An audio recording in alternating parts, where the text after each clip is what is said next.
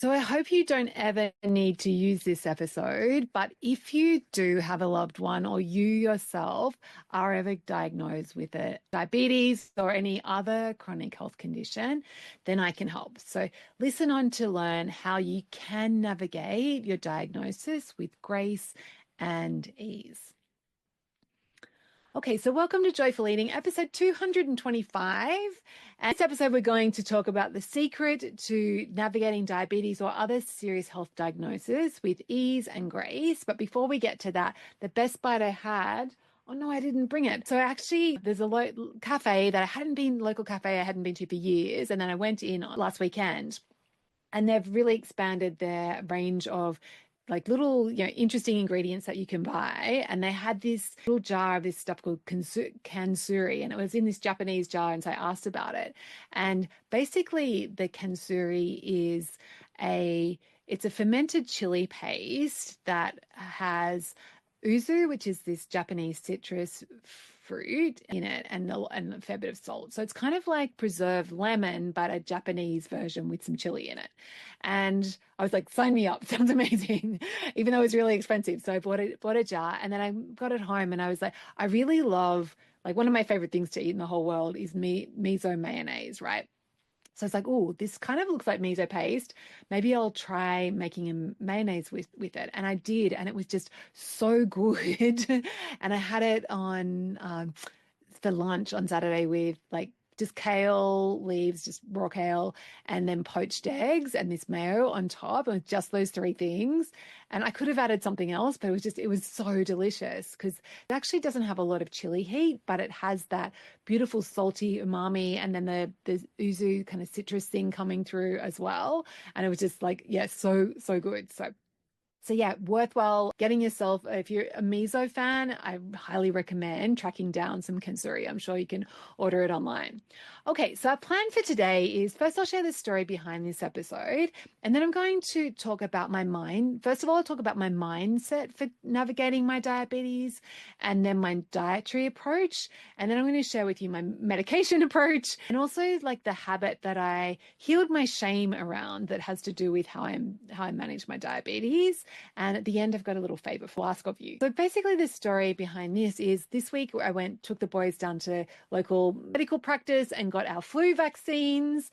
And here's a reminder, if you're in Australia, it's coming into flu season, get the vaccine, because like the last couple of years we've done that and we haven't had a major case of the flu, like a few runny noses here and there, whereas my Irishman doesn't get vaccinated and each year he's gotten sick. So just saying, and anything that we do to, to work out our immune system, like to expose our immune system, is, I think it's really beneficial. So yeah, definitely recommend that. But anyway, when we were there, I ended up, so it does cost money to get the vaccine. It's not very expensive, but doctor was asking me about, I guess I had my medical history there, and he was asking me, he's like, oh, you take metformin, what's that for? And I was like, oh, take it for diabetes. And he was like, oh, that means you've got a chronic health condition. That means that you get the vaccine for free. And I was like, okay, cool. Great. But then I was just reminded of, oh yeah, that's right, I do have this chronic health condition, but it doesn't ever feel like, oh my goodness, my health's impaired in any way. So I was like, oh, I'm going to do a podcast episode around this, because it was reminding me of when I first was diagnosed with diabetes and what a big deal it was in my brains, and how these days it's really not a big thing at all. So let's talk about navigating dietary, like navigating diagnosis like that with the mindset piece. And I remember, like, when I first found out I had gestational diabetes, like, I was devastated. I was like, but what? Like, I eat so well, I exercise, like, I take such good care of myself. Like, why is this happening to me? And feeling a lot of shame around that I had this condition. And like that lasted for a few days, and then I got used to the idea, and then I realized, I can't remember where I heard this, it was like some doctor on a podcast somewhere talking about how there's no such thing as the perfect human specimen, right? So everyone has something wrong with them, and some of us have multiple things wrong with us, right?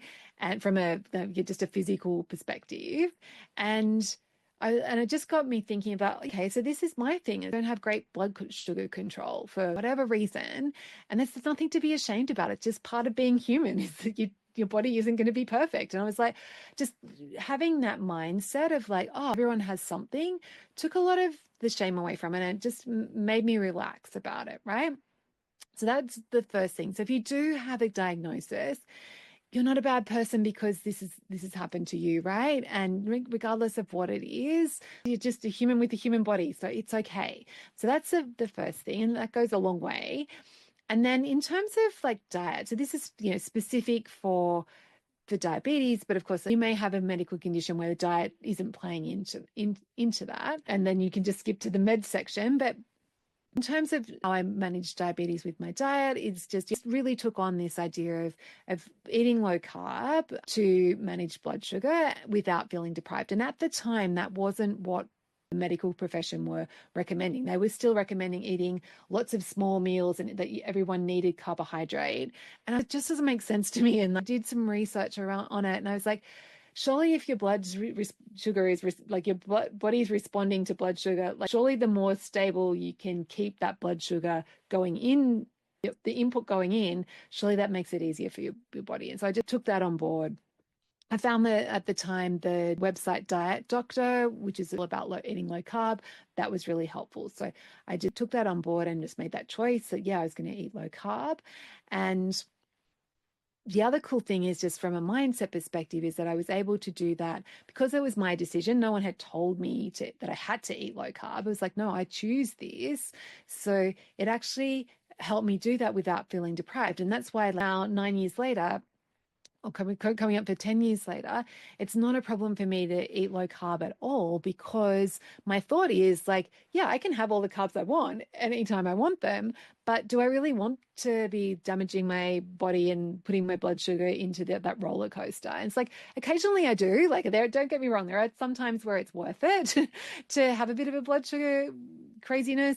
But most of the time, it's not worth it for me. And so I choose not to. And if I do say that I'm out at a restaurant and they do have amazing bread, yeah, I'll have some. But do I need to eat both? No. It's like I guess I'm lucky in that this condition I can manage with, I can have little bits of things here and there, and it's not a problem.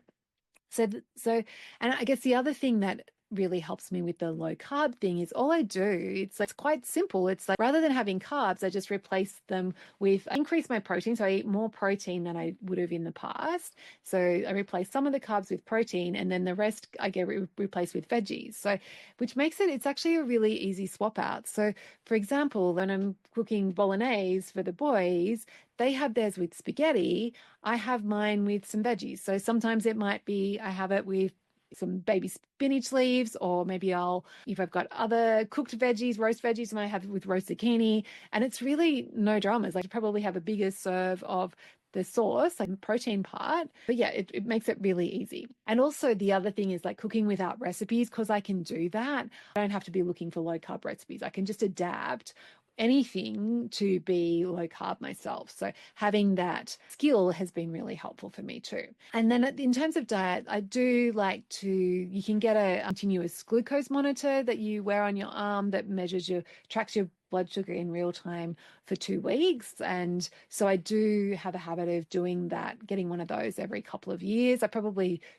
should get into the habit of doing it every year and just keeping an eye on it. And that's really helpful for diagnosing any like carb creep. So last time I did that, I realized that I'd started to have a lot more milk in my tea, which I was thinking, oh, it won't count, surely it's not that much, but actually it was having an impact on my blood sugar. So just having that visibility made me change that habit. So I've stopped having milk in my tea. I just have black tea or green tea in the mornings. And then if I do want to have something that's a bit more of a treat, and I have in the afternoons and after dinner, then I've switched to having I do this kind of little mix of macadamia milk, like a commercial macadamia milk with some cream, and that's fine for blood sugar. It's super delicious. So I'm not feeling like I'm missing out on anything. But yeah, if I didn't have that data, that information from the continuous glucose monitor, then I may not have picked up that change. So that's really helpful. And then the other thing that I think I do set intentions. I do think through my meals so that I'm not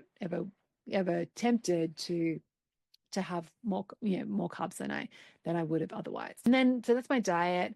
In terms of meds, a couple of years ago, I decided to start taking metformin, which is a really, it's been around since the 50s or something. It's well documented to be safe. And I just started taking that just so I could ease up on the dietary things. But also there are some longevity benefits to taking metformin, and that people who have diabetes normally have a higher risk of having heart disease, but even if you're a diabetic and you take metformin, you actually have a lower risk of heart disease than just a normal person, like someone who doesn't have any diabetes. And there are a lot of people in the longevity community who take metformin for those heart health benefits. So I was like, okay, if this is going to help my blood sugar and give me heart health benefits, definitely totally worth it. And my mindset behind taking meds is like, again, it's my choice. I can choose to do this.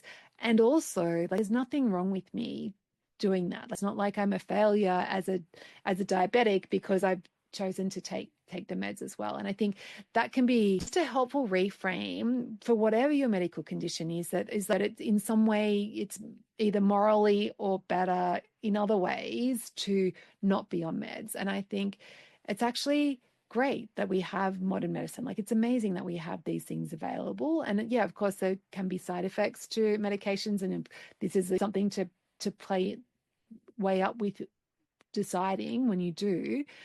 However, like, there's no shame in being like, I plan to be on metformin for the rest of my life. Like, it's no problem for me to take that. I don't have any guilt or shame around it at all.